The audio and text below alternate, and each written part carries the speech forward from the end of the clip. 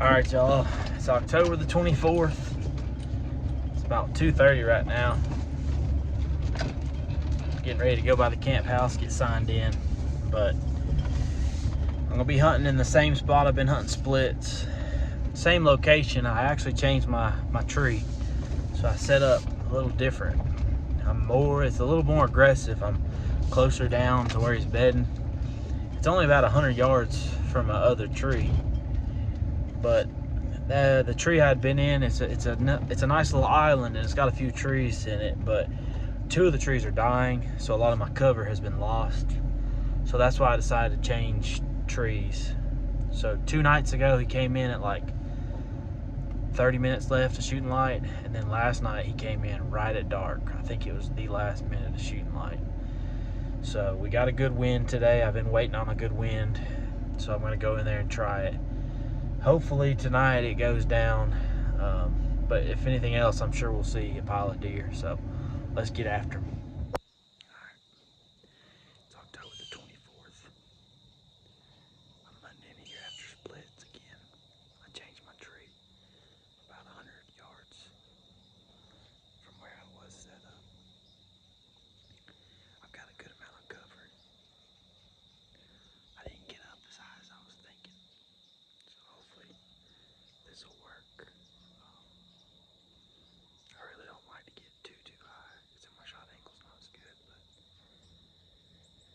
see what happens. The last 2 evenings he's come in with shooting light, so we'll see.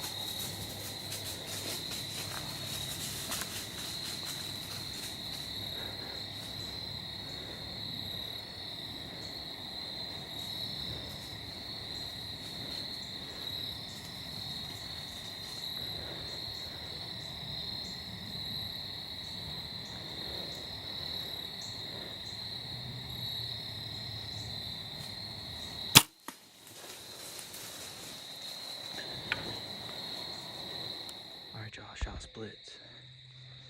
He was quartering away a little bit, and he was pushing off another buck. So I shot him quartering away. I felt pretty good when I released. It sounded like a good shot. I was losing light, so my video is not the best. So I'm gonna get down check for blood, check for my arrow, and I'm probably gonna get out of here. Probably gonna give him a little time just because I didn't hear him go down, and I couldn't really tell where my arrow hit. I definitely put it back, which is what I needed to do, so it'd come out on the offset shoulder. So I'm gonna slip down and look for blood, and we'll go from there. All right, so quick update. I looked where he was standing, didn't find my arrow, didn't find any blood.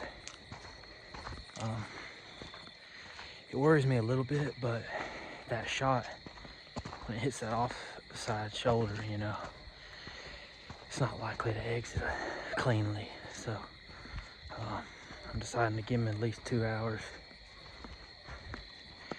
Go home, see if I can tell anything from the footage. It was getting late, but I'll watch that on the big screen and then go from there. 16-year-old Luke probably would have just started getting off in them woods looking for him, but I know that's not a good idea. I couldn't really tell exactly where it hit because it was getting later, but I felt really good about my shot. I felt really good about it hitting right where I put it, which was a little bit farther back than I usually would because he was quartering away. So, saying a prayer, and he's lying there dead, but we're gonna give him a couple hours and then Nick's gonna help me and we're gonna go look for him. Well, we found him. I waited about two hours and then we went and looked for him, and we didn't find any blood where he was standing where I hit him. So we just started grid searching for blood in the food plot, and then Nick and Teddy ventured off into the woods a little bit. Nick found some blood, and he actually saw some eyes shining, and he thought he saw the buck, and it was another buck with him. He was bedded down with him, so he was dead, and the coyotes actually found him, and they ate one of his hindquarters. But he made it about 150 yards and piled up.